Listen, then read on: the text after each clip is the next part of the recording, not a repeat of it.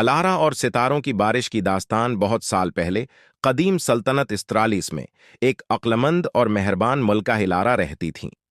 इस सल्तनत को घने जंगलात, चमकते दरियाओं और ऊंचे पहाड़ों की नामत हासिल थी, जिन्हें रात के आसमान पर चमकते सितारे रोशन करते थे।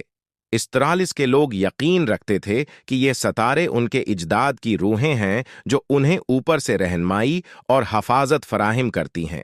मलका लारा अपनी अक्ल और मेहरबानी की वजह से अपने लोगों में बहुत महबूब थीं। वो अक्सर उनके दरमियान चलती थीं, उनकी बातें सुनती और अपनी मशूरे देती थीं। उनकी हुकूमत के तहत इस्त्रालिस ने तरक्की की और अमन और खुशहाली की मिसाल बन गया।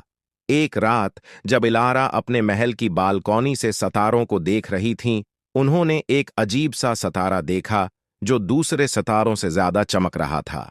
ये एक गैर मामूली रोशनी से चमक रहा था, जिसकी रोशनी पूरे सल्तनत पर फैल रही थी। अलारा की दिलचस्पी बढ़ गई और उन्होंने सल्तनत के कदीम मुतून से मशूरा किया और दरियाफत किया कि यह सितारा एक अजीम तब्दीली की अलामत है। उसे तकदीर का सितारा कहा जाता था और उसका ज़ुहूर एक अहम वाक़या की पेशगोई करता था।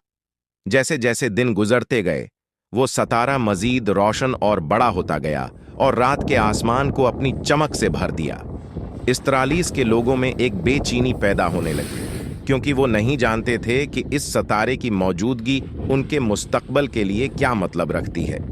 मलका लारा, जो सच्चाई जानने के लिए प्राज़म थीं, उन्होंने सल्तनत के सबसे माहिर उलमा और जादूगरों को बुलाया ताकि वो सितारे का पैगाम समझ सकें।